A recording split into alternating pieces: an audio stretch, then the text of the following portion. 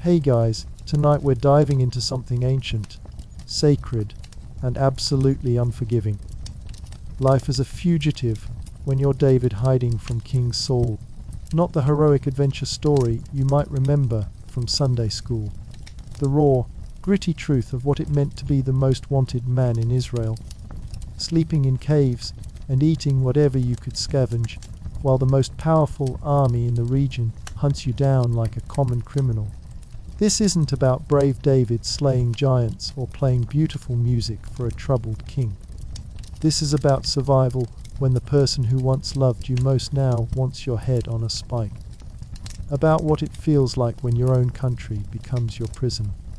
When every face in every village might be the one that turns you in for the bounty on your head.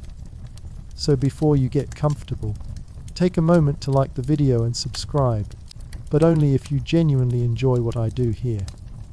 And let me know in the comments where you're tuning in from and what time it is for you.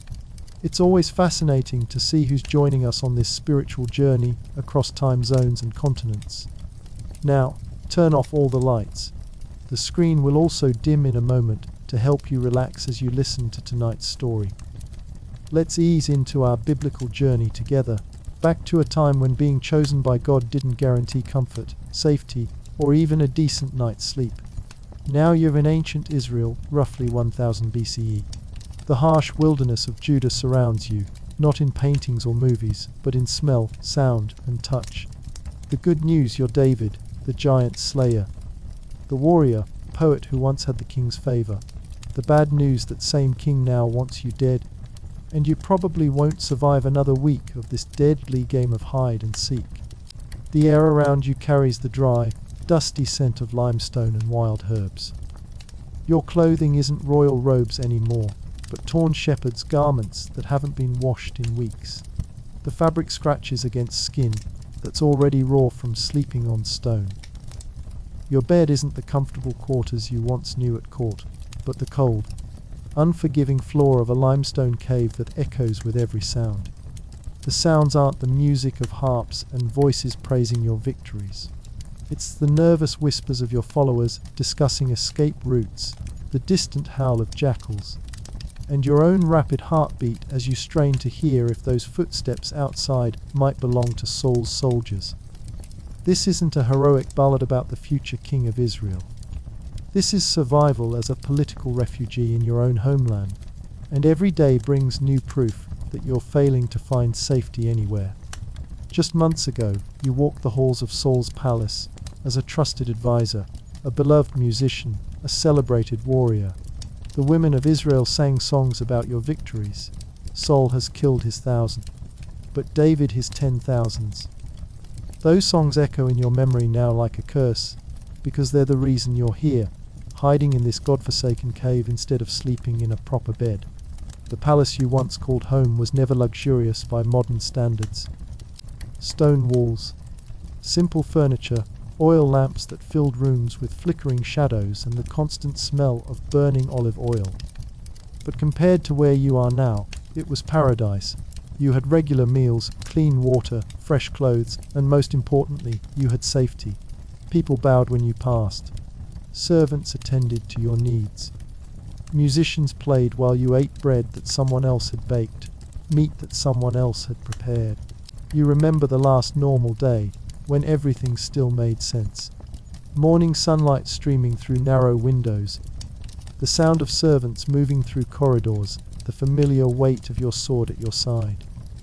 Not because you expected to use it, but because it was part of who you were. The king's champion, the giant killer, the young man who could soothe Saul's troubled spirit with music. But Saul's spirit grew more troubled as your fame grew brighter. You could see it in his eyes during those final weeks at court. The way he watched you when he thought you weren't looking. The way conversations stopped when you entered a room. The way his hand would move to his spear whenever you played your harp, as if the music itself had become a threat. The paranoia crept in slowly, then all at once. First, suspicious glances, then pointed questions about your loyalty. Then open accusations whispered by courtiers who saw opportunity in the king's growing madness. You tried to prove your faithfulness through service, through music, through continued victories in battle. But every success only made things worse, feeding the monster of jealousy that had taken root in Saul's heart. The final break came without warning. One moment you were playing your harp, trying to calm the dark spirit that tormented your king. The next, that same king was hurling a spear at your head with the strength of a warrior who had killed his own thousands. The bronze point missed you by inches, embedding itself in the wall behind, where you had been sitting just a heartbeat before. You ran that night, not because you were a coward, but because staying meant death, and something inside you understood that your story wasn't meant to end on the point of Saul's spear. Your wife Michal helped you escape through a window, lowering you down with ropes like a common thief fleeing a crime scene. The irony wasn't lost on you then, and it isn't lost on you now.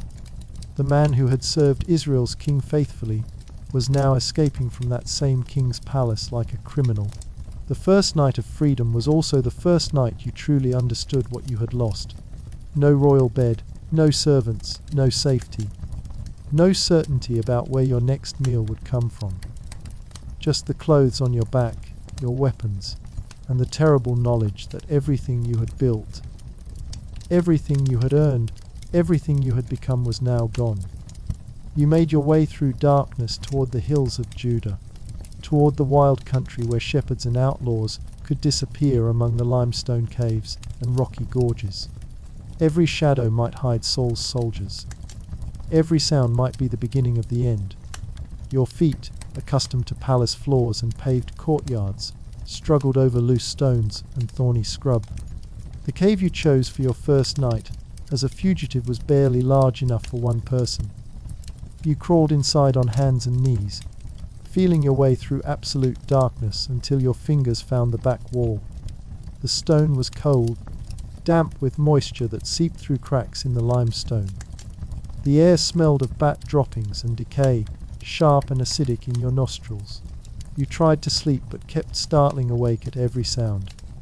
The flutter of bat wings, the scurrying of small creatures you couldn't identify, the distant call of a night bird that might have been a signal from human hunters. Your muscles, tense with constant alertness, refused to relax. Your mind raced through scenarios of capture, torture, execution. This was your new reality. No longer David the giant slayer or David the musician. Now you were David the hunted, David the fugitive. David the man who had somehow lost everything through no fault of his own, except being too successful at the tasks his king had given him. The cold of that first night seeped through your clothes and into your bones. You shivered uncontrollably, wrapping your arms around your knees in a futile attempt to conserve body heat. The cave floor was uneven, jagged in places, and every position you tried left some part of your body aching against stone. You missed your bed with an intensity that surprised you. Not just the comfort, but the safety.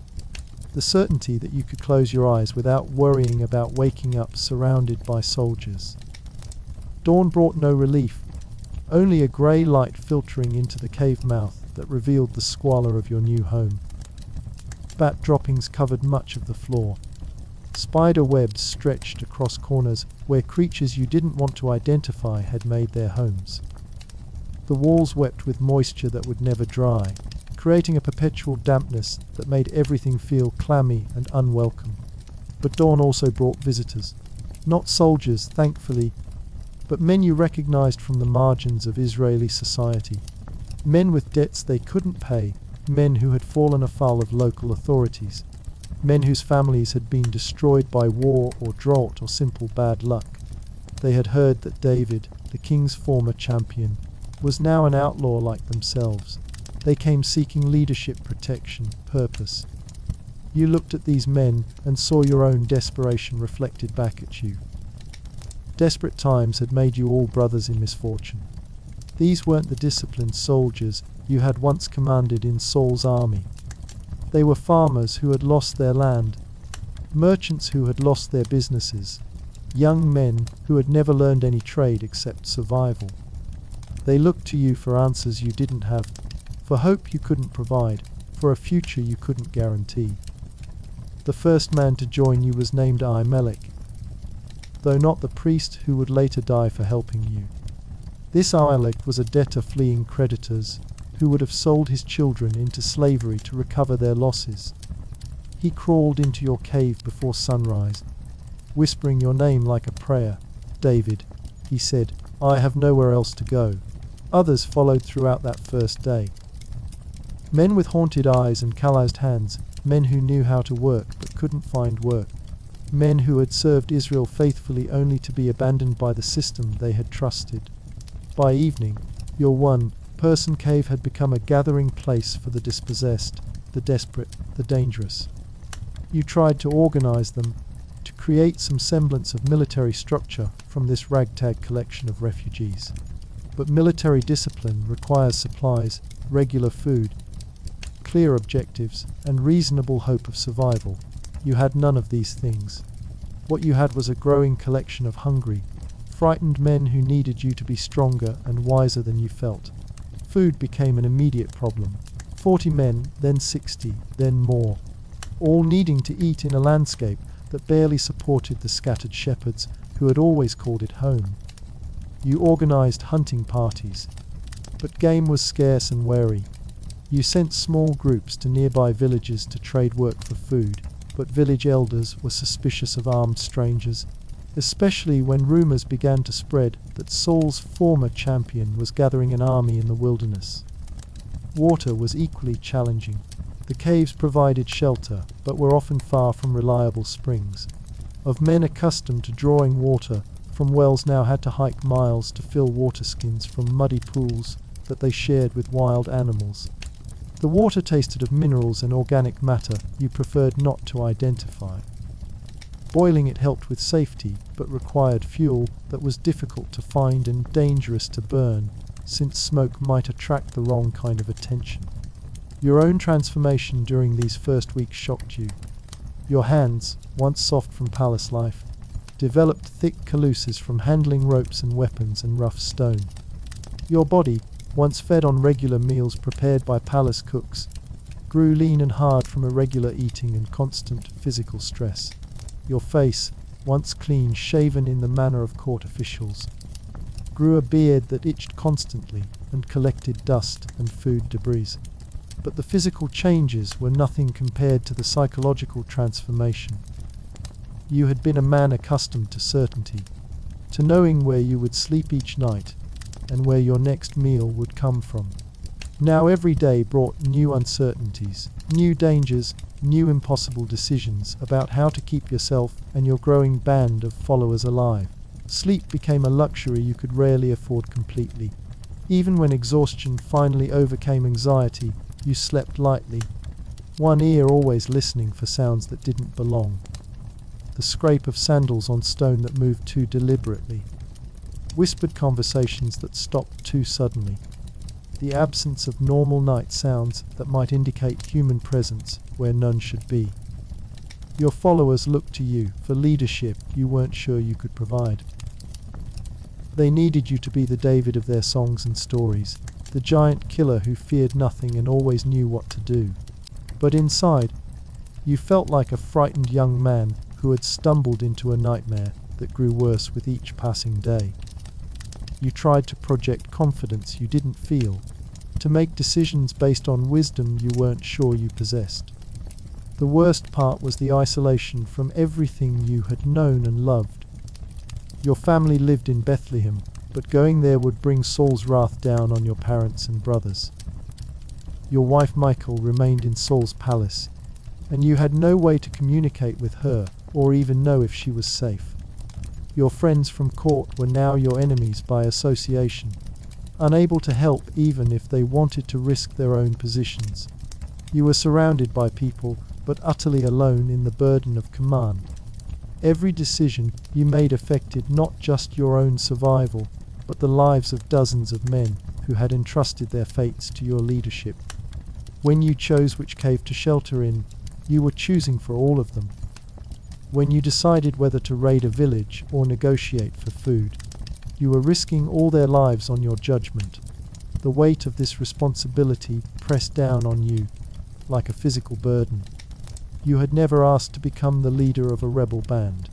You had simply tried to survive, and survival had somehow transformed you into a symbol of resistance that drew the desperate and dispossessed from across the kingdom.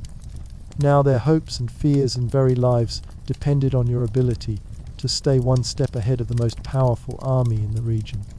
At night, when the others finally slept, you would sometimes crawl to the mouth of whatever cave you were occupying and look out at the stars. The same stars that had watched over you as a shepherd boy when your greatest worry was protecting your father's sheep from wolves. The same stars that had shone down on the valley where you faced Goliath when victory seemed simple and God's favor felt certain. Now those stars offered no answers, only silent witness to your transformation from celebrated hero to hunted fugitive. You wondered if this was what God's plan looked like from the inside, not the triumphant story that would be told later, but the grinding daily reality of uncertainty, danger, and responsibility for lives you weren't sure you could protect. The cold seeped deeper into your bones as night stretched toward dawn. Tomorrow would bring new challenges, new dangers, new impossible choices. But tonight, in this moment, you were still alive, still free, still fighting to survive in a world that had suddenly become your enemy.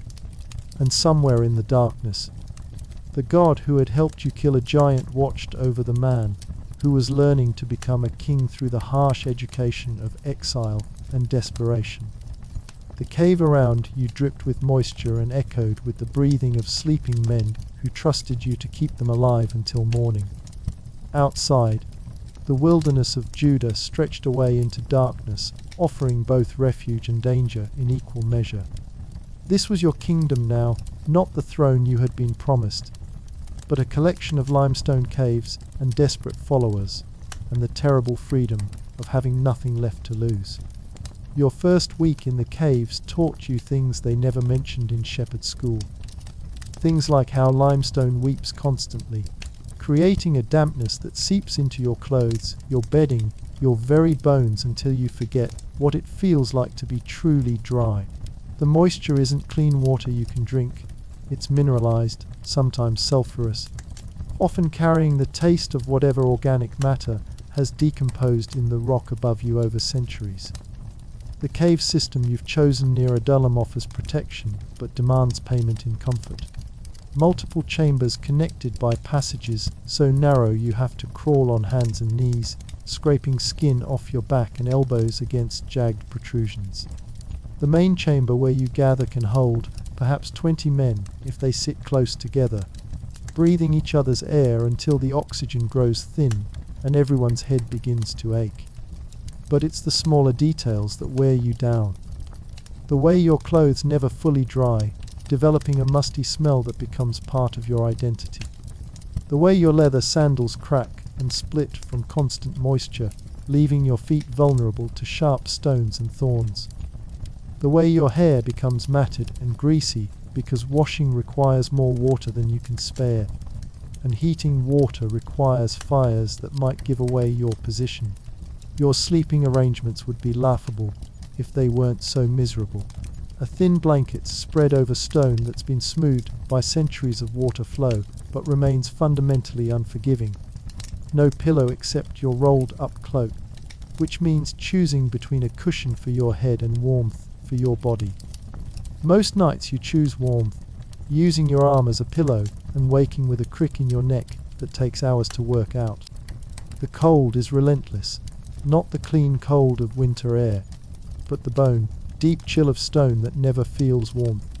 During the day, when sunlight manages to penetrate the cave mouth, you can warm yourself for a few precious hours.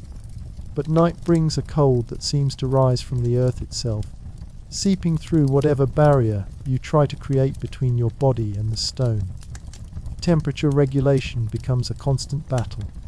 During the heat of midday, the caves offer blessed relief from the scorching sun of the Judean wilderness.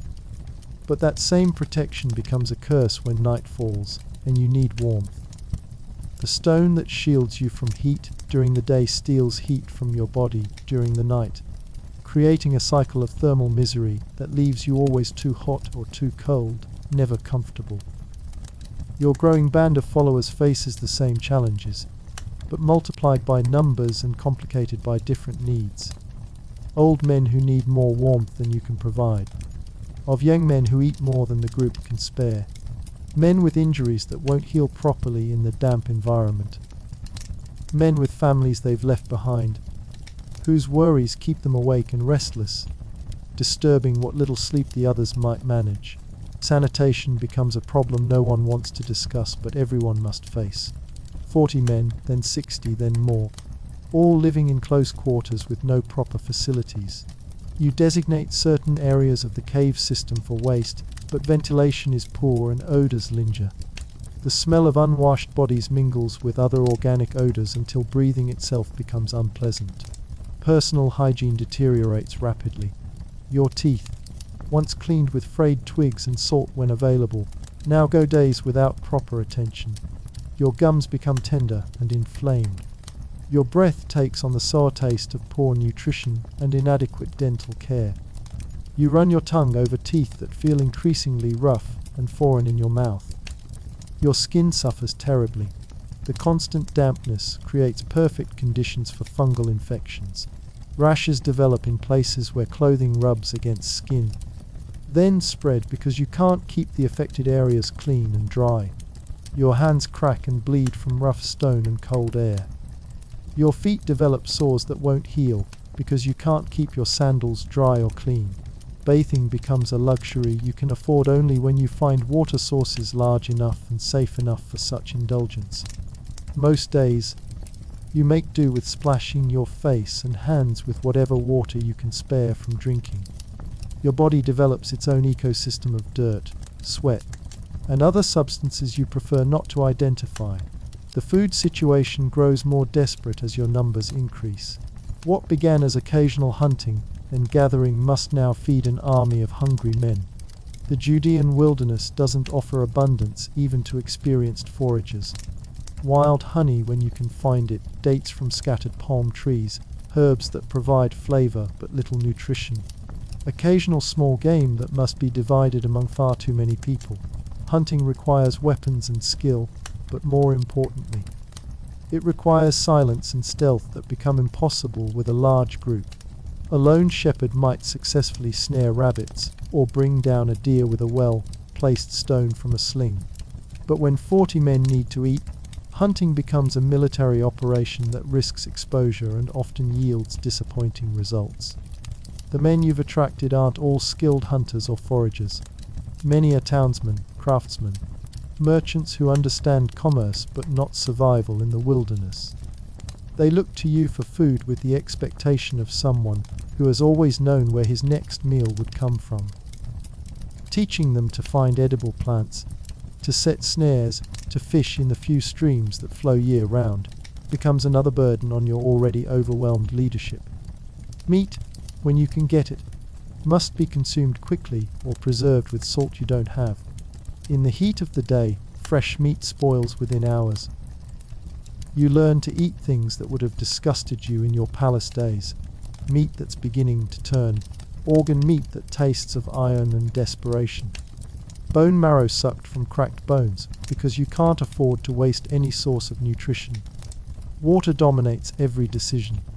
The caves provide shelter but are often far from reliable water sources. You send men on water, gathering expeditions that take half the day, carrying every container you can find or fashion. Clay pots that break easily, leather skins that leak, bronze vessels that are precious and irreplaceable. The water itself varies dramatically in quality. Mountain springs offer clean, cold water that tastes like life itself, but such springs are rare and often claimed by shepherds or villagers who don't welcome armed strangers. More often, you're drinking from pools that animals use, water that tastes of mud and organic matter, water that sometimes makes men sick despite your best efforts to purify it. Boiling water requires fuel and creates smoke. Fuel means wood or dried dung, both of which must be gathered, and both of which burn with smoke that can be seen from miles away. You develop techniques for creating nearly smokeless fires, very dry wood burned in small amounts, dung mixed with certain dried grasses. Fires built in deep recesses of caves where the smoke can dissipate before reaching the outside. But even with careful fire management, cooking remains dangerous. The smell of roasting meat carries far in the thin air of the wilderness. Smoke, no matter how carefully managed, can betray your position to searching patrols. You often eat raw or barely cooked food rather than risk the exposure that proper cooking requires. Your clothing deteriorates at an alarming rate. Fabric not designed for constant wear against rough stone develops holes and tears that can't be properly repaired. Thread is precious and hard to come by. Patches are made from whatever material you can spare, creating garments that look like colorful maps of desperation. Your cloak, essential for warmth and modesty, becomes a multi-purpose tool. Blanket at night, shade during the day, ground covering when you need to sit or kneel, emergency rope when cut into strips, bandage when torn into smaller pieces. By the end of your first month as a fugitive, your cloak is barely recognizable as the garment that once marked you as a person of status. Footwear presents constant challenges. Your sandals, designed for palace floors and paved roads, fall apart quickly on rough stone and thorny ground. Leather straps stretch and snap, sole pieces separate from uppers. Bronze or iron fittings loosen and fall off. You learn to walk more carefully, to choose your steps to protect what remains of your footwear, because replacement is almost impossible. Some of your followers arrive barefoot, their feet already hardened by poverty. Others, like you, must adapt to rougher conditions than their previous lives prepared them for. You watch grown men wince and hobble as their soft feet develop the calluses necessary for survival. Thorns embed themselves in flesh and fester. Cuts from sharp stones become infected in the unsanitary conditions. Sleep becomes a precious commodity that you can never quite afford enough of. Beyond the discomfort of sleeping on stone, there's the constant need for vigilance. Someone must always be awake, listening, watching the approaches to your hiding places. You organize watch schedules, but with limited manpower, everyone loses sleep taking their turn at guard duty. The men who stand watch report sounds that may or may not be human, footsteps that might be wild animals or might be scouts, voices that carry on the wind but could be shepherds or soldiers. Every unusual sound must be investigated or at least considered as a potential threat. False alarms are frequent, but ignoring a real threat even once could mean death for everyone. Your own sleep is frequently interrupted by the responsibilities of leadership. Men wake you to report problems, to ask for decisions, to resolve disputes that can't wait for morning. A fight over food portions, a disagreement about watch schedules, someone becoming sick and needing immediate attention. The leader never really sleeps, he just rests between crises. Dreams, when they come, are often nightmares. You relive the moment Saul's spear whistled past your head. You dream of being surrounded by soldiers with no escape route. You wake sometimes with your hand already reaching for your weapon, your heart pounding from threats that existed only in sleep but felt absolutely real. The psychological toll of constant vigilance begins to show in all your men. Tempers grow short over trivial matters. Men who were friends before joining your band snap at each other over imagined slights. The stress of never feeling safe, never being able to relax completely, wears away at everyone's mental stability. You find yourself becoming paranoid about your own followers. Not all of them came to you out of loyalty or desperation. Some might be spies, planted by Saul's agents to report on your movements and numbers. Others might be genuinely loyal now, but could be turned by the right combination of threats and promises. Trust becomes a luxury you can't afford, even as leadership requires you to depend on these same men you can't fully trust. Medical care is primitive and dangerous. Injuries from climbing over rough stone, cuts from weapons practice, infections from poor hygiene, all must be treated with whatever knowledge and supplies you can gather. Some of your men have basic knowledge of battlefield medicine. But that knowledge was designed for treating soldiers who would return to civilized medical care within days, not for managing long-term health in wilderness conditions. Herbal medicine becomes essential. You learn to identify plants that can reduce fever, slow bleeding, fight infection. But herbal knowledge is dangerous when incomplete. The difference between a healing dose and a poisonous dose is often a matter of precise measurement and preparation that you can't always achieve. Men sometimes get sicker from your attempts to treat them than they were from their original ailments. Dental problems become particularly serious. A severe toothache can incapacitate a man completely, but there's no dentist to visit.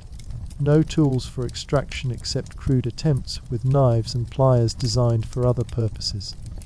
You've seen strong men reduced to whimpering children by infected teeth, begging for relief you can't provide. Broken bones are catastrophic. A man with a broken leg or arm becomes a burden the group can barely afford to carry. Setting bones without proper knowledge or tools often results in permanent disability. You make difficult decisions about whether to risk the entire group by moving slowly to accommodate injured men, or whether to leave them behind with whatever supplies you can spare and hope they survive until you can return. The seasonal changes add new dimensions to your suffering. Winter brings cold that makes the caves nearly uninhabitable. Your breath fogs in the air even inside the supposed shelter of stone chambers. Water freezes in containers overnight. Men huddle together for warmth, sharing body heat and breath, and whatever diseases they might be carrying. Summer heat turns the caves into ovens during the day. The stone that felt so cold in winter now radiates heat that makes breathing difficult. Ventilation is poor in the deep chambers where you hide during daylight hours. Men become dizzy and nauseated from the heat and thin air. Water consumption increases dramatically just when finding water becomes more difficult due to seasonal droughts. Spring and autumn bring their own challenges. Heavy rains flood the lower levels of cave systems, forcing you to move to higher chambers that are less defensible and more likely to be discovered. Seasonal flooding also contaminates water sources with runoff that carries animal waste and other pollutants, making illness more likely just when you can least afford to have sick men. Your leadership skills are tested constantly by problems you never imagined having to solve. How do you discipline men who break rules when you can't afford to lose anyone, but can't allow disorder? How do you motivate followers when you can't promise them anything except continued hardship? How do you maintain morale when every day brings new evidence that this situation might never improve? Food distribution becomes a source of constant tension. Everyone is hungry, but some men are larger and need more food. Some work harder and feel they deserve larger portions. Some are sick and need better nutrition to recover. Some hoard food when they get the chance, creating shortages for others. You try to be fair, but fairness is almost impossible when there isn't enough of anything to go around. The social dynamics of your group shift constantly as new men arrive and others leave or die. Each new arrival changes the balance of relationships and alliances within the group. Men form cliques based on where they came from, what skills they have, how long they've been with you. Managing these social undercurrents becomes as important as managing physical survival.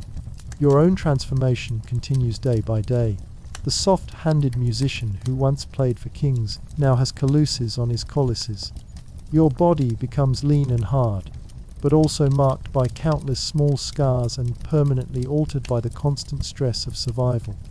You develop a permanent squint from scanning horizons for threats, a permanent tension in your shoulders from carrying weapons and gear, a permanent wariness in your eyes that never fully relaxes. Yet somehow, incredibly, you and your men continue to survive. Each dawn that finds you still alive is a small victory against overwhelming odds. Each successful foraging expedition, each day without discovery by Saul's patrols, each night when everyone wakes up safe, is cause for quiet celebration. You're learning that hope doesn't require comfort, that courage doesn't require certainty, that leadership doesn't require knowing all the answers.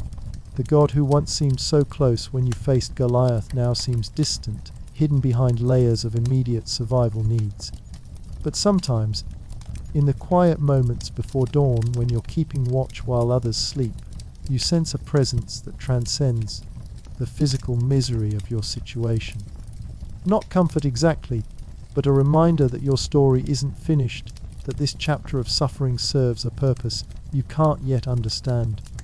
The caves around you drip with the same mineral-laden moisture they've been depositing for thousands of years. The stone beneath you remains as cold and unforgiving as ever. But you're learning to find rest even here, to find strength even in weakness, to find hope even when tomorrow promises nothing but more of the same struggles you face today. Your followers sleep fitfully around you, each man carrying his own burden of fear and loss and desperate hope. Outside, the wilderness of Judah stretches away into darkness, offering both threat and protection in its vast emptiness. This is your kingdom now, not land or palaces or treasures, but the fierce loyalty of desperate men and the hard-earned wisdom that comes from learning to survive when survival seems impossible. The morning you wake to find fresh footprints around your cave entrance, you realize that being hunted isn't just a concept anymore, it's a daily reality with bronze, tipped spears and royal authority behind it. The prints are too regular, too purposeful to belong to shepherds or traders. Military sandals with bronze studs, pressed deep into the dust by men carrying the weight of armor and weapons. Saul's soldiers have found your general area, and the net is closing. You gather your men in the deepest chamber of the cave system, voices kept to whispers that barely carry over the sound of dripping water. 43 men now, counting the 3 who arrived yesterday, a blacksmith fleeing debts, a young soldier who deserted rather than hunt you, and an old man whose son was executed for questioning Saul's judgment. Each new arrival brings skills you need, but also increases the difficulty of staying hidden. The soldier, Benaiah, brings the most valuable and terrifying information. Saul has assigned 3,000 of his best men to the specific task of hunting you down. Not just any soldiers, but his elite units, men who know the wilderness, who can track, who can survive in harsh conditions as long as necessary. The bounty on your head is enough to buy a small village 50 pieces of silver, plus land grants for whoever brings Saul your head. He's not just angry anymore, Benaiah whispers, his voice carrying the exhaustion of a man who's been running for days. The king talks about you constantly. Your name is mentioned in every military briefing. Some of the officers think he's lost his mind, but they're too afraid to say anything. He's convinced you're building an army to overthrow him, which, in a way, you are. Not intentionally, not as part of some grand political strategy, but the reality is undeniable. Men arrive daily seeking refuge under your protection. Farmers whose lands have been confiscated, merchants destroyed by unfair taxation, soldiers disgusted by orders to brutalize their own people. Anyone with a grievance against Saul's increasingly erratic rule seems to find their way to your caves. The irony isn't lost on you.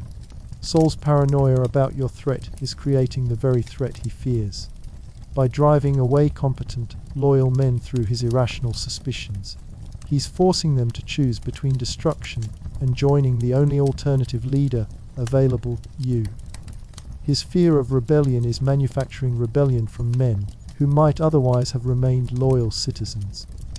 But understanding the irony doesn't solve your immediate problem.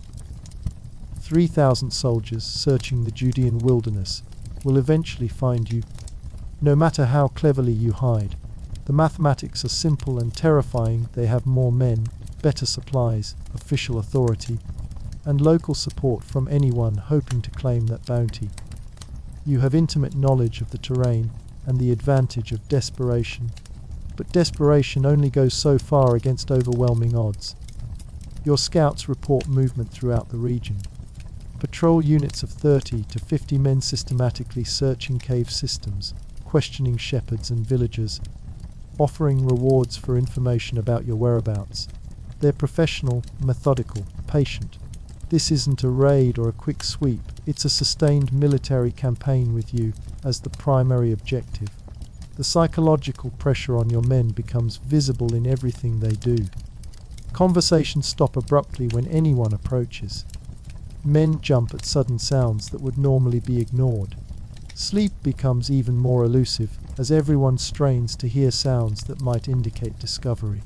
The constant alertness wears at everyone's nerves until small disagreements explode into serious conflicts. You establish new protocols for security that make daily life even more difficult. No fires during daylight hours, which means no cooked food and no boiled water. No loud conversations or laughter that might carry to searching ears. Strict rationing of water to eliminate unnecessary trips to sources that might be watched. Designated escape routes from every location, practiced until even the newest men can navigate them in complete darkness. The lookout system requires half your men to be on watch at any given time, posted at strategic points around your temporary strongholds. But lookouts need to be fed, watered, and relieved regularly, which means constant movement that increases the risk of detection. You develop hand signals and coded bird calls for communication. But training men in these systems takes time you don't have and creates confusion that could be fatal in a real emergency. Moving your entire group becomes a military operation that must be planned like a battle. 40+ men can't simply walk across open country without being seen. You travel mostly at night, in small groups that take different routes to predetermined meeting points. But night travel in unfamiliar terrain is dangerous.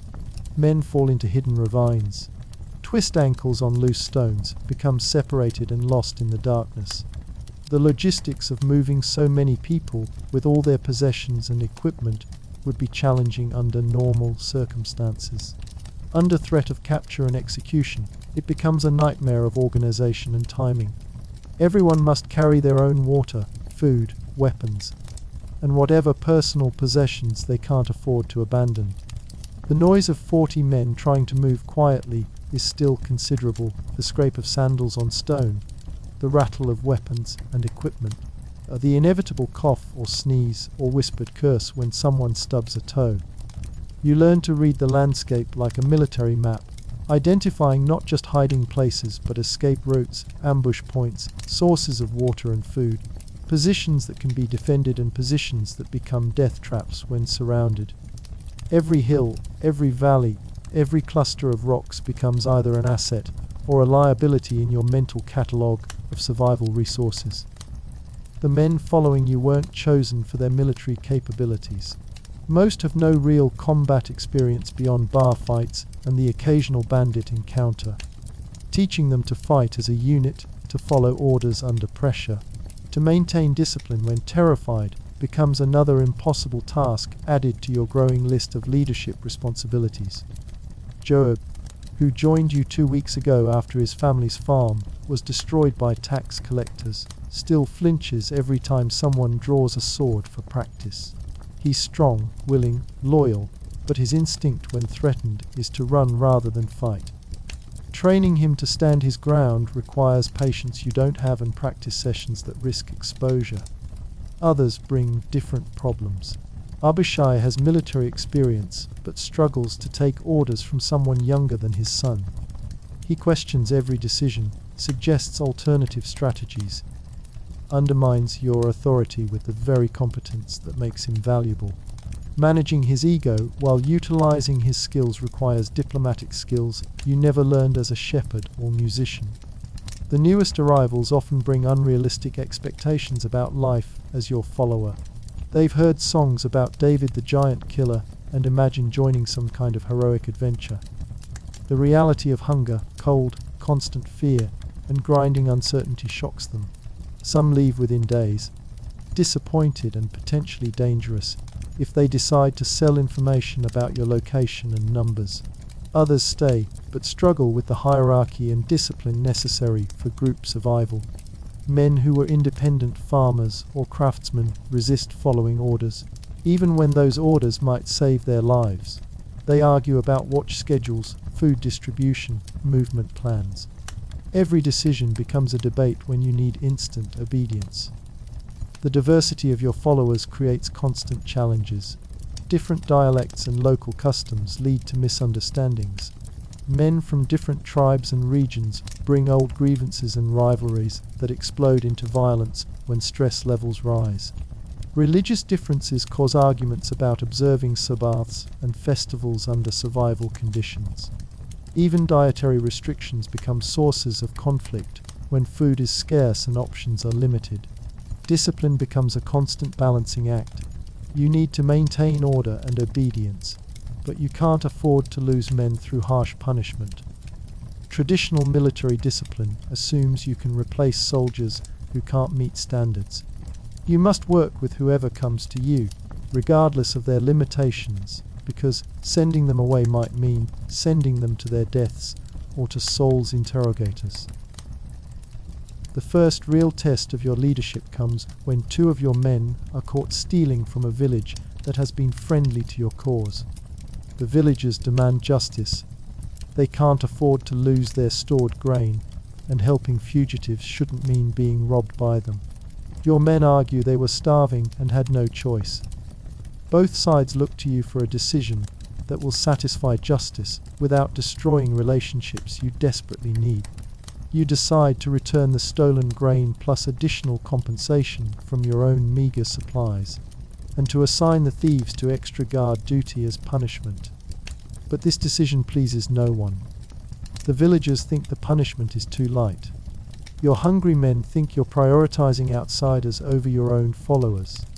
The thieves themselves feel humiliated rather than corrected. Everyone questions your judgment while offering no better alternatives. Food raids become necessary, but dangerous operations that test your moral boundaries. Wealthy landowners who support Saul are legitimate targets, but distinguishing between supporters and neutral parties becomes difficult when you're hungry and desperate. Poor farmers might oppose Saul, but can't afford to feed your band without facing starvation themselves. Every decision about when and where to take food by force creates moral dilemmas that have no clean solutions. Your first major raid targets a tax collection caravan carrying grain confiscated from farming villages. Morally, you're returning stolen property to those who need it. Practically, you're committing armed robbery against the king's representatives. The raid succeeds, you capture enough grain to feed your men for 2 weeks, but it also escalates your conflict with Saul from personal vendetta to open rebellion. The aftermath of the raid brings new problems. Your men are encouraged by success and eager for more aggressive action against Saul's forces. But increased activity means increased visibility, and increased visibility means greater danger of discovery. You must balance the need for supplies against the need for secrecy, and every success makes your followers more confident, and therefore more careless. News travels quickly in the small communities scattered throughout Judah. Within days of your grain raid, everyone knows that David's band is actively fighting against royal forces. This knowledge changes how people react to you. Some become more supportive, seeing you as a legitimate resistance leader. Others become more fearful, worried about being associated with rebels. Still others become more hostile, recognizing the danger that helping you might bring. Saul's response is predictably severe. The tax collectors you robbed are found days later, dead by the roadside with signs of brutal interrogation. The message is clear: cooperation with David means death. Several villages that had previously offered quiet support suddenly become hostile, turning away your scouts and refusing to trade food for work or goods. The king's agents begin offering rewards not just for information about your location, but for proof of assistance given to your band. A farmer who sold you grain faces execution unless he can prove he was coerced. A shepherd who guided you to water sources disappears one night and is found hanging from a tree the next morning. Saul is using terror tactics to isolate you from any potential support network. Your intelligence gathering becomes more difficult and more dangerous. The shepherds and traders who once freely shared information about troop movements now fear being seen talking to your scouts. Village elders who might have warned you about approaching patrols now cooperate, with those same patrols to protect their own people. Your early warning system breaks down just when you need it most. The isolation affects your men's morale in ways you hadn't anticipated. Many joined you expecting to find fellowship among fellow outcasts, but the reality is that your fellowship exists in opposition to everyone else. You can't trust strangers, can't rely on communities, can't assume anyone's friendship. The world becomes divided into enemies and potential enemies, with no neutral ground where safety might be found. Sleep deprivation from constant guard duty begins affecting everyone's judgment and performance. Men make stupid mistakes, leaving equipment behind when moving camps, falling asleep on watch, misunderstanding orders in ways that could be fatal. You try to rotate responsibilities to give everyone adequate rest, but with limited numbers and unlimited threats, adequate rest becomes impossible. The physical toll of constant alertness shows in everyone's appearance and behavior. Men develop nervous habits, constantly checking their weapons, scanning horizons even when inside caves, startling at normal sounds. Conversations become shorter and more focused on immediate survival needs. Laughter becomes rare, and when it occurs, it sounds forced and hollow. Your own leadership style must adapt to these new pressures. The inspirational speeches that worked when morale was higher now sound naive and unrealistic. Men don't want to hear about future glory when they're hungry and afraid. They need practical solutions to immediate problems, not promises about divine destiny that seem increasingly abstract. You develop a more direct, practical approach to command. Orders become shorter and more specific. Explanations focus on immediate survival rather than long-term strategy. Praise becomes more frequent but also more specific, acknowledging particular actions rather than general character. Criticism becomes more private and more focused on correction rather than punishment. The burden of making life and death decisions for so many people weighs heavily on your mind during the few quiet moments you can steal for yourself. Every choice you make affects not just your own survival, but the lives of men who have entrusted their fates to your leadership. When you choose to raid a caravan, you're risking everyone's life for the possibility of food. When you choose to avoid a fight, you might be missing an opportunity to gather supplies your men desperately need. Second, guessing becomes a constant mental torture. Should you have taken that chance to attack the tax collectors earlier, when they were less prepared? Should you have moved the camp yesterday when you felt uneasy about the location? Should you trust the new arrivals who claim to support your cause but might be spies? Every decision that turns out badly haunts you, while every decision that turns out well reminds you how easily it could have gone wrong. The religious dimension of your situation creates additional psychological pressure.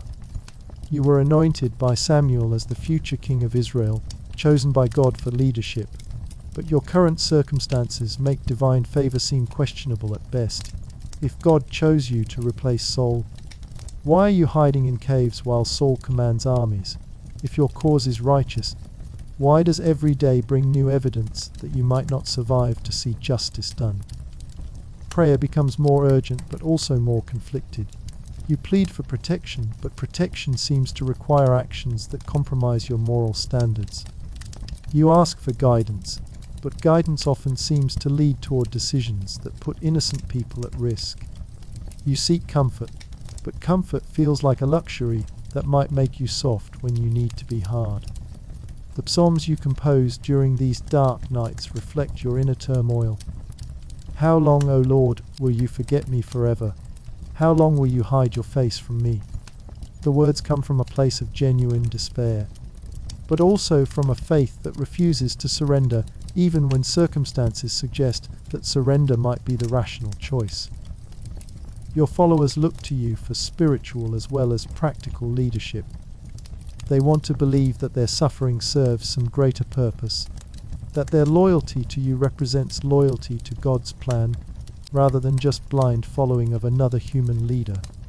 But you struggle to provide the spiritual guidance they need when your own faith feels tested beyond its limits. Some nights, when the others are sleeping, and you're keeping watch at the cave entrance. You stare up at the same stars that shone down on you as a shepherd boy and wonder if you've somehow misunderstood God's plan entirely. Maybe the anointing was meant for some other David, some other time, some other purpose. Maybe you're leading these good men toward destruction based on a divine calling that was never meant for someone like you. But morning always comes, bringing new challenges that require immediate attention. Men need to be fed, watered, organized for another day of survival.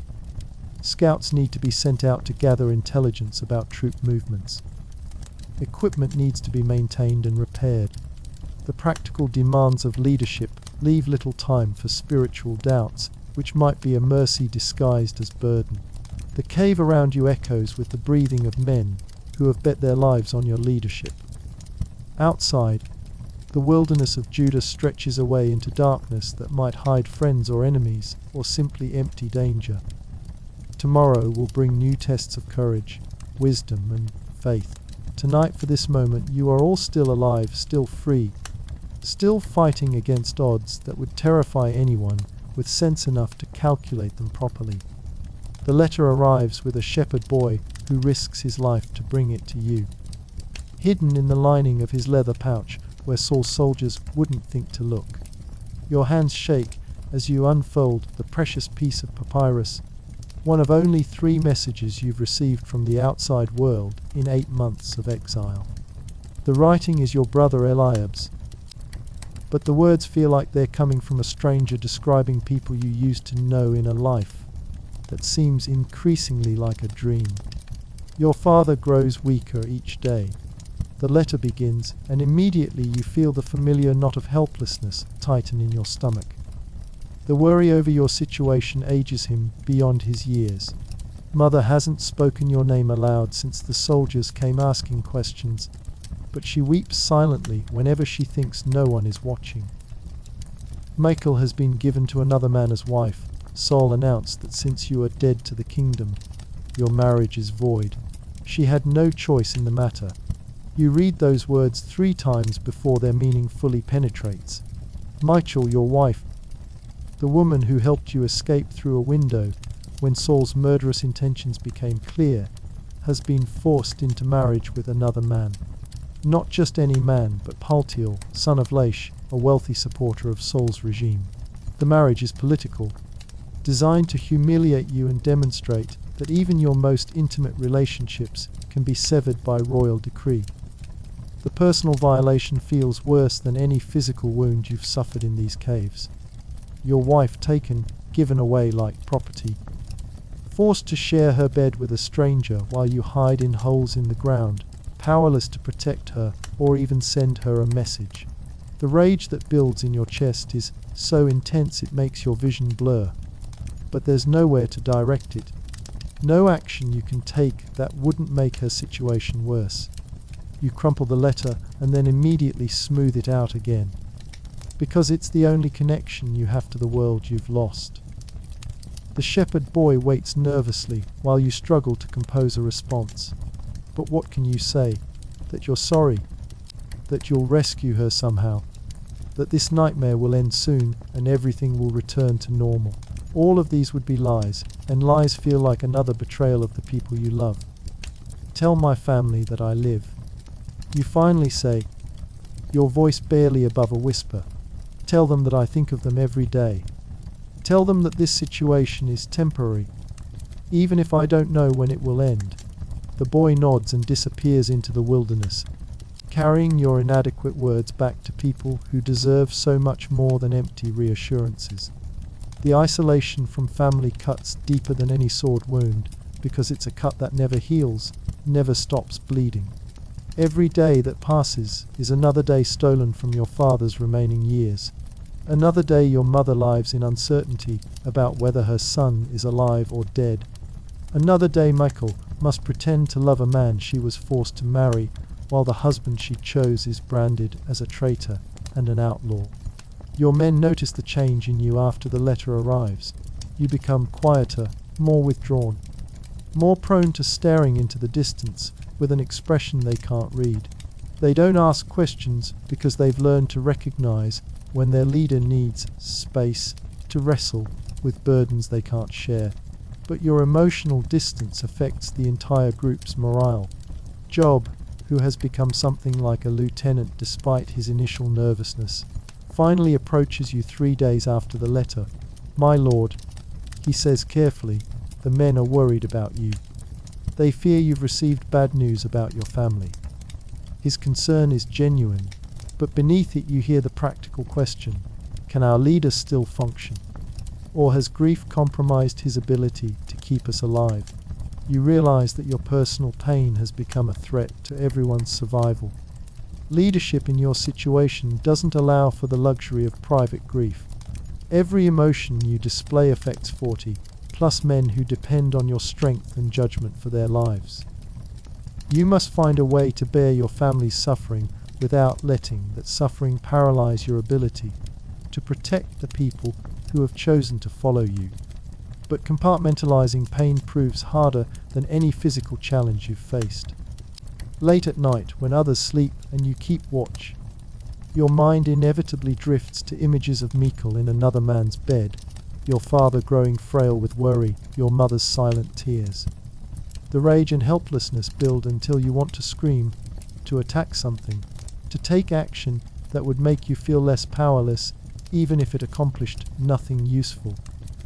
The worst part is the knowledge that your exile hurts innocent people more than it hurts you. At least you chose this path, even if the alternatives were death or submission to Saul's madness. Your family never chose to suffer for your decisions, yet they bear consequences they did nothing to deserve. The guilt of their unearned pain adds weight to every other burden you carry. Prayer becomes your only outlet for emotions too intense and complex for human conversation. In the deepest parts of the caves, where even whispers won't carry to sleeping ears, you pour out your heart to the God who called you, but seems to have abandoned you to circumstances that grow worse with each passing month. Your prayers are raw, honest, sometimes angry, more like arguments with the divine than humble supplications. "You anointed me as king," you whisper into the darkness, but what kind of king hides in caves while his family suffers? What kind of leader lets his wife be given to another man like a piece of property? What kind of chosen one watches good people die while the wicked prosper? The questions hang in the cold air without answers, but asking them provides a small measure of relief from the pressure building inside your chest. The physical demands of leadership compound the emotional strain in ways that push your body beyond its limits. You sleep less than anyone in your band because the responsibility for everyone's safety ultimately rests with you. You eat less because food is scarce, and you feel obligated to ensure your followers are fed first. You take the most dangerous assignments, scouting missions, raids, rear guard actions during retreats, because asking others to take risks you won't share yourself would undermine your moral authority. Your body begins showing signs of the prolonged stress. Your hands develop a slight tremor that becomes noticeable when you're tired or particularly anxious. Headaches become frequent, sharp pains behind your eyes that feel like iron spikes being driven into your skull.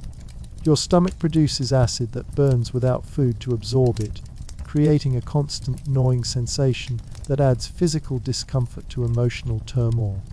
Sleep, when it comes, brings little rest.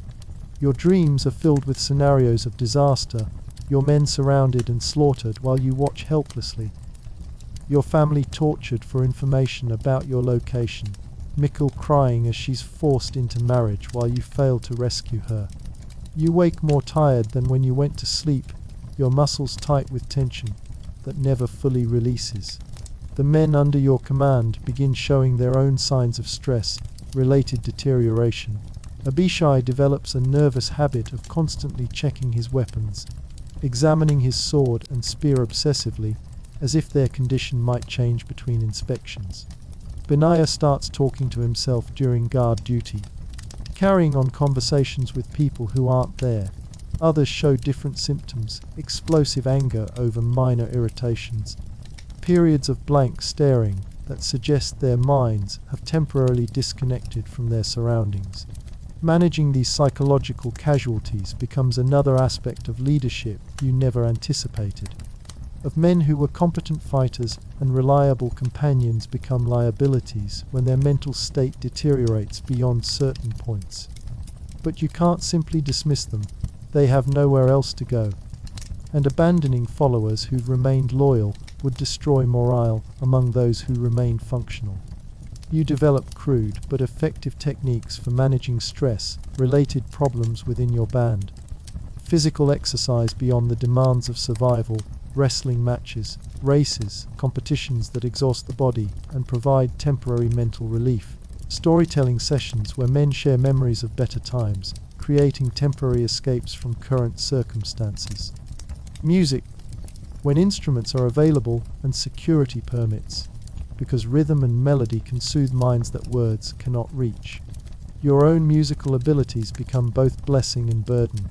The harp you managed to save from your flight from Saul's palace provides comfort during the darkest nights, but playing it also brings memories of the life you've lost. The same fingers that once played for kings now struggle to find beauty in melodies when survival dominates every waking thought. Music that once flowed naturally now requires conscious effort to create and maintain. The songs you composed during this period reflect the complexity of your emotional state. Psalms that cry out for deliverance while affirming faith in God's ultimate justice. Melodies that capture both despair and hope, often within the same verse. Your music becomes a way of processing emotions too complex for ordinary conversation, giving voice to feelings that would otherwise consume you from within. But music also attracts attention that can be dangerous. Sound carries far in the wilderness, and the wrong ears hearing harp music from a supposedly empty cave system could bring disaster. You must balance the psychological need for musical expression against the practical requirement for absolute secrecy. Most of your music happens in the deepest chambers, played so softly that only the nearest listeners can hear. The spiritual dimension of your struggle becomes more complex as months pass without resolution. The God who chose you to replace Saul seems content to let Saul continue ruling while you suffer in exile. The divine protection you experienced when facing Goliath feels absent when facing the daily challenges of keeping 40 plus men alive while being hunted by professional soldiers. Faith requires constant conscious choice rather than natural emotional response. Your understanding of divine calling evolves through suffering in ways that comfort never could have taught. You begin to grasp that being chosen doesn't guarantee ease, that God's favor doesn't prevent pain, that righteousness doesn't ensure immediate victory over wickedness. These lessons feel like betrayals of everything you thought you knew about how the world works. But they also prepare you for leadership responsibilities that simple faith could never have equipped you to handle. The other men look to you for spiritual guidance that you often feel unqualified to provide. They want assurance that their suffering serves some greater purpose, that their loyalty to you represents obedience to God's will rather than following a deluded young man toward destruction. You struggle to give them hope when your own hope feels more like stubborn determination than confident expectation. Your prayers become more honest and less formal as desperation strips away religious pretense. Instead of carefully worded supplications, you find yourself having frank conversations with God about the apparent contradictions between divine promises and human experience. These prayer sessions often feel more like negotiations than worship, but they also feel more genuine than any religious exercise you've ever practiced. The theological questions raised by your circumstances have no easy answers. If Saul was rejected by God, why does he continue to prosper while God's chosen successor hides in caves? If righteousness brings divine blessing, why do the righteous suffer while the wicked thrive? If God's plans are perfect, why do they require so much human pain to accomplish? Wrestling with these questions becomes part of your education for future kingship. The burden of making decisions that affect so many lives weighs more heavily as time passes and the consequences of your choices accumulate. Every raid you authorize risks the lives of the men who carry it out. Every camp location you choose might be the place where you're all finally cornered and killed. Every new follower you accept might be a spy who will betray everyone's location to Saul's forces. The mathematics of leadership become grimly clear. You must be right almost all the time for your band to survive, but your enemies only need to be right once to destroy you completely. This asymmetry creates constant pressure to second-guess every decision, to see potential disaster in every choice, to carry the weight of possible failure even when current circumstances suggest success. Your decision-making process becomes more systematic as the stakes become clearer. You develop methods for gathering information, weighing options, considering consequences that extend beyond immediate survival. But even careful analysis can't eliminate the uncertainty inherent in your situation. You must often choose between bad options and worse options, accepting that perfect solutions don't exist for most of the problems you face. The loneliness of command becomes more acute as your responsibilities increase. You can consult with lieutenants like Joab and Abishai, but the final decisions rest with you alone. The buck stops with the leader, and the leader has no one above him to share the burden of choice. Every success brings pressure to repeat it. Every failure brings questions about your competence and judgment. Your relationships with individual followers become complicated by the need to maintain authority while preserving human connections. You can't show favoritism that might create jealousy and division, but you also can't treat everyone with equal emotional distance without becoming an inhuman symbol rather than a relatable leader. Finding the balance between accessibility and authority requires constant adjustment and frequent mistakes. The men who've been with you longest begin showing signs of the peculiar loyalty that comes from shared suffering. They defend your decisions even when those decisions turn out badly. They anticipate your needs and preferences in ways that make leadership easier, but also more burdensome, because their devotion becomes another responsibility you must honor. Their faith in you sometimes exceeds your faith in yourself. Of new arrivals often struggle to understand the group dynamics that have developed among the original core of followers. They expect more democratic decision-making, more explanation of orders, more consideration of their individual preferences and opinions. Integrating newcomers without disrupting established patterns of authority and cooperation becomes an ongoing challenge that requires diplomatic skills you're still developing. The cultural and tribal differences among your followers create additional layers of complexity in group management. Men from different regions have different customs, different dialects, different assumptions about authority and loyalty. What seems like appropriate leadership behavior to someone from Judah might feel tyrannical to someone from Benjamin, or weak to someone from Gad. Managing these cultural differences requires understanding that you're still learning to acquire. You make mistakes that offend people inadvertently, misread situations because you don't understand the cultural context, apply solutions that work with one group but fail with another. Learning to lead a diverse coalition teaches you lessons about human nature that will prove invaluable if you ever actually become king of all Israel. The seasonal cycles bring different challenges that test your leadership in new ways. Winter requires different survival strategies than summer, different camp locations, different resource allocation. Spring flooding changes the geography of hiding places and escape routes. Autumn harvests create opportunities for food acquisition, but also increase the likelihood of encountering Saul's forces in agricultural areas.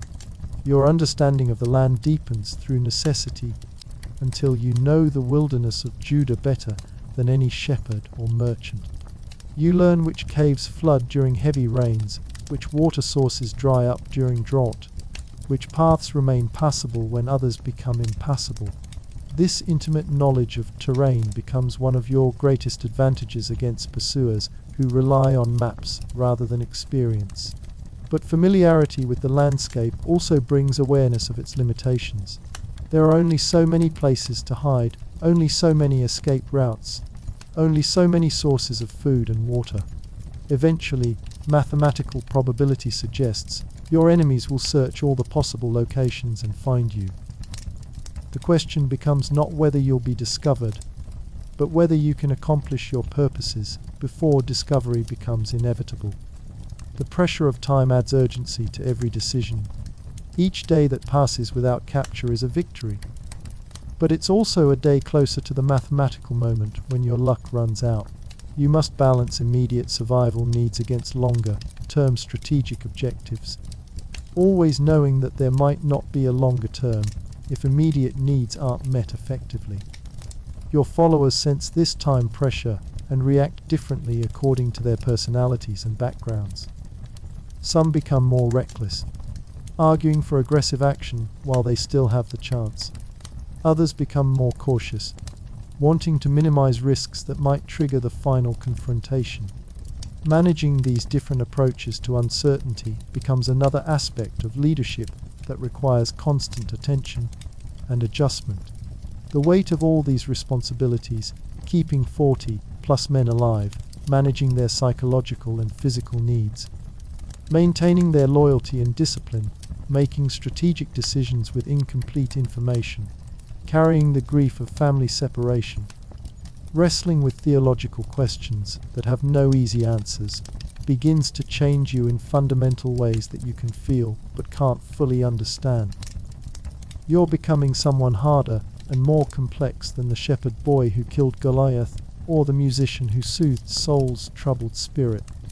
The pressures of command are forging you into the kind of person who might actually be capable of ruling a kingdom. But the cost of that transformation feels almost too high to bear. You wonder sometimes if the crown you've been promised will be worth the price you're paying to become worthy of wearing it. The cave around you drips with the same eternal moisture, echoing with the breathing of men who trust you to guide them through circumstances that would challenge the wisdom of kings and prophets. Outside, the wilderness stretches away under stars that offer no answers to your questions, but continue shining with the same light that has witnessed the rise and fall of nations. Tomorrow will bring new tests of everything you're learning about leadership, faith, and the terrible responsibility of power exercised in extremity. The morning when everything changes begins like any other: cold stone beneath your body, the taste of stale water, and yesterday's bread in your mouth, the familiar ache in your shoulders from sleeping with weapons within reach. But Job's whispered report from the cave entrance carries news that makes your blood freeze. Saul himself is here, with his bodyguard. They're making camp in the valley below En-Gedi. You crawl to the cave mouth on hands and knees, staying below the sight line of anyone who might be watching from below. Through gaps in the rocks, you can see the royal pavilion being erected beside the spring, purple and gold fabric that marks the presence of Israel's king. 3,000 soldiers spread across the valley like ants, their bronze armor glinting in the morning sun. After months of being hunted, the hunter has finally come within your reach. Your men gather in the deepest chamber of the cave system, their voices barely audible whispers that mix with the eternal dripping of limestone moisture. The excitement in their eyes is unmistakable. Finally, an opportunity to end this nightmare through direct action. Abishai speaks for many when he suggests that God has delivered your enemy into your hands.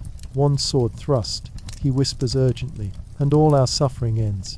Saul dies, you become king, and we can all go home. But as you study the tactical situation, a different kind of opportunity presents itself. Saul's camp is positioned to block the main escape routes from the En-Gedi area, but the king himself has made a fatal error in choosing to use this particular cave system for shelter. He doesn't know that the caves extend far deeper into the cliff face than they appear from outside, or that those deeper chambers connect to other cave systems that provide concealed routes to different parts of the region. The irony is almost unbearable. For months, you've hidden in caves while Saul searched for you. Now Saul has entered your domain, placing himself at a disadvantage he doesn't even recognize. The pursued has become the pursuer, but the reversal brings responsibilities that simple hatred can't navigate. The easy solution, assassination, would solve your immediate problems while creating larger ones that might destroy everything you hope to build. You spend the day in agonized contemplation while your men prepare for what they assume will be an attack on the royal camp. The practical arguments for killing Saul are overwhelming. He's hunting you like an animal.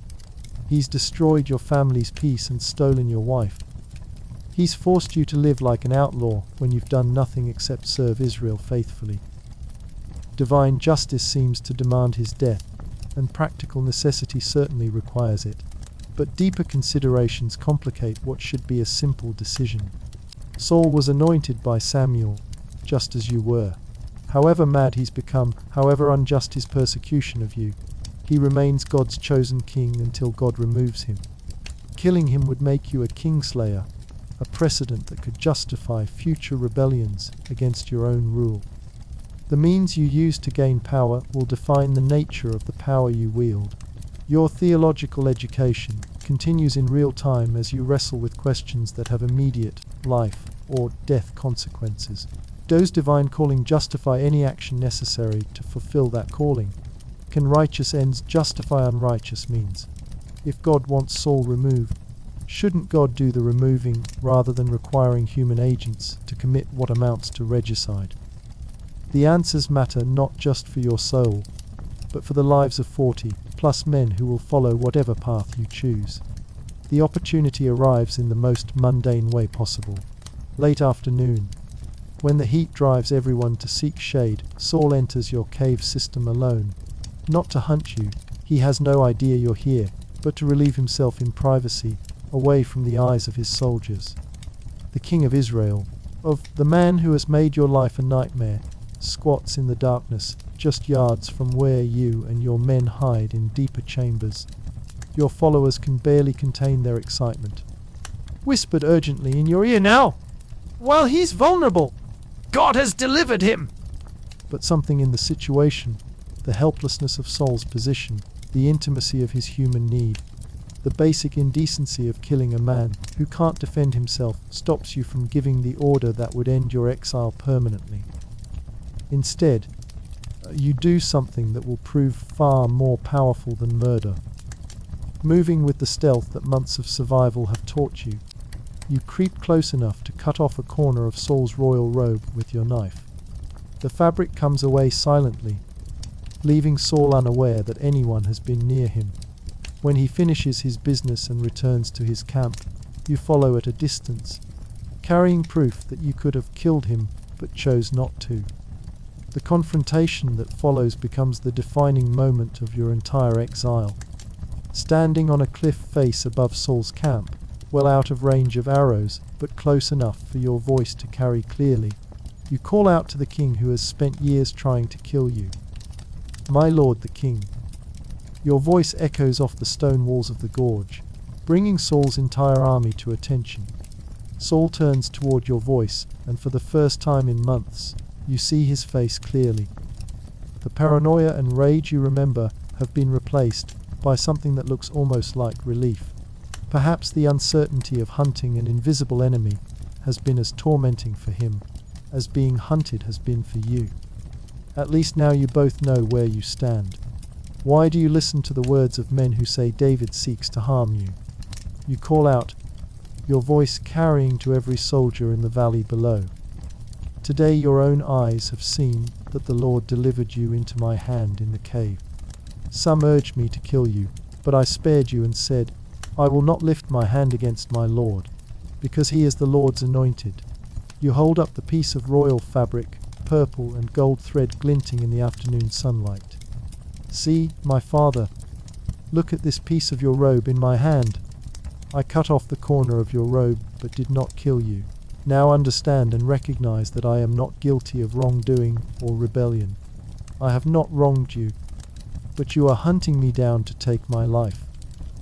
The silence that follows your words is more complete than any you've experienced in these months of hiding. 3,000 soldiers stand motionless, absorbing the implications of what they're witnessing. Their king's life was in the hands of the man he's been hunting, and that man chose mercy over vengeance. The moral dynamic of the entire conflict has just been reversed in front of everyone present. Saul's response comes slowly, his voice carrying emotions you haven't heard from him in years. "Is that your voice? David, my son." The endearment hits you like a physical blow. When did he last call you son? When did you last hear affection rather than hatred in his tone? "You are more righteous than I," he continues, his words echoing off the canyon walls. "You have treated me well, but I have treated you badly." What follows is as close to a public confession as you're likely to get from a king. Saul acknowledges that he knows you will be king after him, that he's been fighting against God's will rather than serving it. He asks you to swear that you won't destroy his family when you come to power, that you won't wipe out his name from Israel. The request reveals both his acceptance of your eventual victory and his fear of the vengeance that kings typically exact on their predecessors. You give the oath he requests, but even as you speak the words, you understand that this confrontation hasn't truly ended your conflict. Saul's acknowledgement of your righteousness is genuine in the moment, but his underlying psychological problems haven't been resolved. The paranoia and jealousy that drove him to hunt you are symptoms of deeper issues that won't disappear because of one moment of clarity. Sure enough, within weeks of the En-Gedi encounter, reports reach you that Saul has resumed his pursuit. The public humiliation of being shown mercy by the man he was hunting has apparently intensified rather than resolved his obsession with your destruction. Your act of righteousness, rather than ending the conflict, has added a new dimension of personal humiliation to his existing motivations for killing you. The second major encounter comes months later, under circumstances that seem almost like a deliberate test of your commitment to the principles you demonstrated at En-Gedi. Once again, intelligence reaches you about Saul's location, this time camped in the wilderness of Ziph with the same 3,000 elite troops. Once again, an opportunity presents itself for ending your persecution through direct action. This time you penetrate directly into Saul's camp at night, accompanied only by Abishai, whose enthusiasm for violence makes him both an asset and a liability in situations requiring restraint. You find Saul sleeping in the center of his army, his spear stuck in the ground beside his head, his water jug within arm's reach. The symbolism is perfect, the weapons of war and the sustenance of life, both equally vulnerable to your choice. Abishai whispers the same arguments your men made at En-Gedi. Today God has delivered your enemy into your hands. Now let me pin him to the ground with one thrust of his own spear. The logic is impeccable from a purely practical standpoint. Saul dies, your problems end. Justice is served through the very weapon he would have used against you. But your response demonstrates how much your understanding of kingship has evolved through suffering. "Don't destroy him!" Who can lay a hand on the Lord's anointed and be guiltless? As surely as the Lord lives, the Lord himself will strike him. Either his time will come and he will die, or he will go into battle and perish. But the Lord forbid that I should lay a hand on the Lord's anointed. Instead of violence, you again choose a demonstration that combines mercy with power. You take Saul's spear and water jug, symbols of his military might and personal survival, then withdraw to a safe distance before revealing your presence. The message is unmistakable. You could have killed him easily, but you chose not to. His life depends on your restraint, not his strength. The confrontation that follows mirrors the one at En-Gedi, but carries deeper emotional weight because it's the second time you've proven your honorable intentions. Saul's response includes an admission that cuts to the heart of your entire ordeal. "I have sinned. Return, David my son. Because you considered my life precious today, I will not try to harm you again. I have acted like a fool and have erred greatly." But this time you don't return to Saul's court, even though he invites you. The pattern has been established too clearly, moments of clarity followed by renewed persecution. Saul's psychological problems aren't something you can solve through demonstrations of loyalty or righteousness. The only solution is time and distance, letting events play out according to divine timing rather than human intervention. Your decision to remain in exile, even after Saul's public apologies, proves prescient when, within days, you receive reports that he's gathering forces for yet another campaign against you. The cycle of remorse and renewed hostility confirms your understanding that Saul's problems are beyond human remedy. Your task isn't to cure his madness, but to survive it while maintaining your own moral integrity. The final phase of your exile takes you beyond Israel's borders entirely. Recognizing that you'll never be safe within Saul's reach, you negotiate sanctuary with Achish, king of Gath, ironically, the Philistine city that was home to Goliath, the giant whose death first brought you to national attention. The symmetry feels like divine irony, but it also provides the security you need to build strength for the challenges ahead.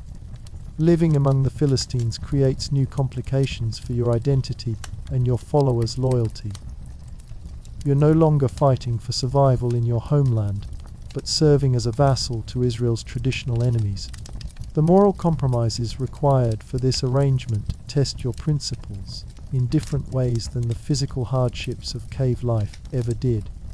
Your Philistine sanctuary period teaches you lessons about statecraft and diplomacy that your previous experiences couldn't provide. Managing relationships with foreign rulers, balancing competing loyalties, maintaining your identity while adapting to different cultural expectations. These skills will prove essential when you eventually rule a kingdom that includes diverse populations with conflicting interests. The news of Saul's death reaches you while you're living in Philistine territory, and your reaction surprises even yourself. Instead of relief or satisfaction, you feel profound grief for the man who made your life a nightmare. Saul was your enemy, but he was also your king, your father-in-law, the first person to recognize your potential for leadership. His death ends your exile, but also ends a relationship that shaped you in fundamental ways.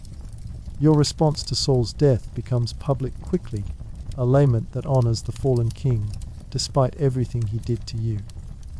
"How the mighty have fallen" becomes the refrain of a song that celebrates Saul's genuine achievements while mourning the tragic waste of his final years. Your ability to grieve your enemy demonstrates the kind of magnanimity that will define your kingship. The lessons learned during your years of exile prove invaluable as you transition from fugitive to king. The hardships that seemed meaningless while you endured them have prepared you for challenges that comfort never could have taught you to handle. Understanding hunger makes you sensitive to your people's need for food. Experiencing injustice makes you committed to fair governance. Leading desperate men teaches you to inspire loyalty through example rather than threats. Your time in the caves also taught you the difference between popularity and true leadership. Popular leaders tell people what they want to hear. True leaders do what needs to be done regardless of immediate approval. The men who followed you into exile didn't expect comfort or easy answers. They needed someone willing to make hard choices and accept responsibility for the consequences. The theological questions that tormented you during the darkest nights in limestone chambers continue to influence your approach to kingship. You've learned that divine calling doesn't guarantee ease, that God's favor doesn't prevent suffering, that righteousness requires constant choice rather than automatic response. These hard, earned insights will shape policies and decisions throughout your reign. Your understanding of mercy has been refined through opportunities for vengeance that you chose not to take. The power to destroy Saul was in your hands twice, but using that power would have destroyed something essential in yourself. Learning to restrain power when you possess it proves more valuable than learning to seize power when you lack it. The relationships forged during your exile become the foundation of your royal administration.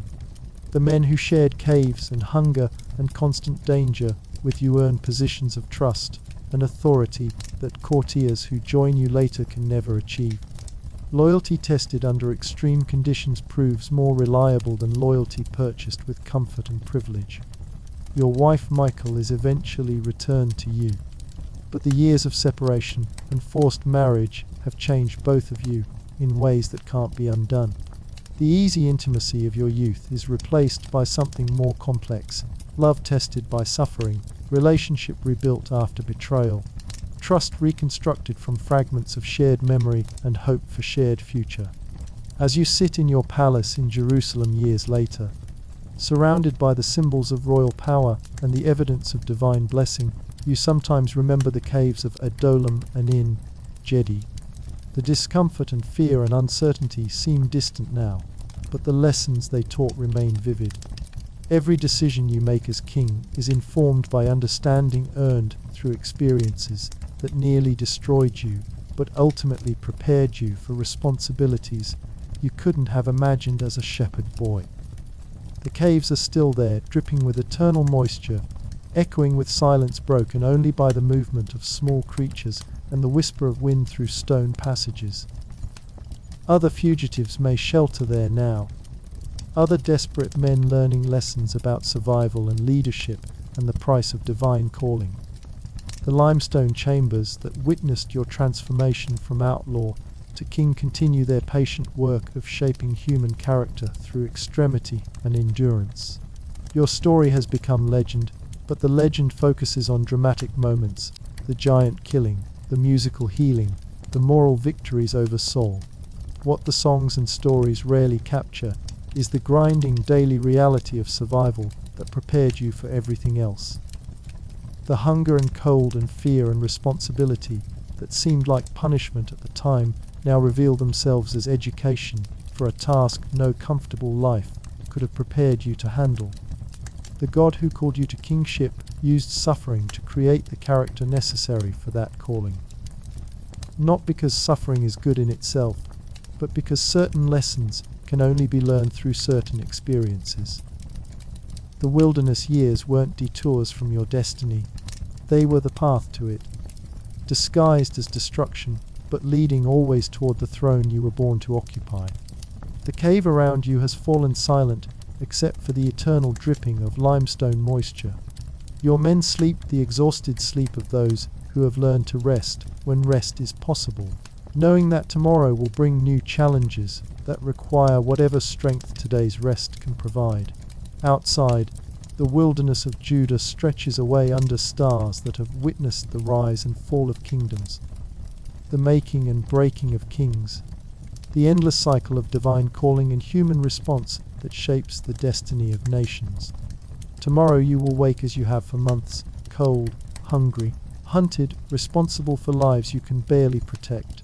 But tonight, for this moment, you are all still alive, still free, still moving toward a future that remains hidden but grows closer with each day of faithful endurance.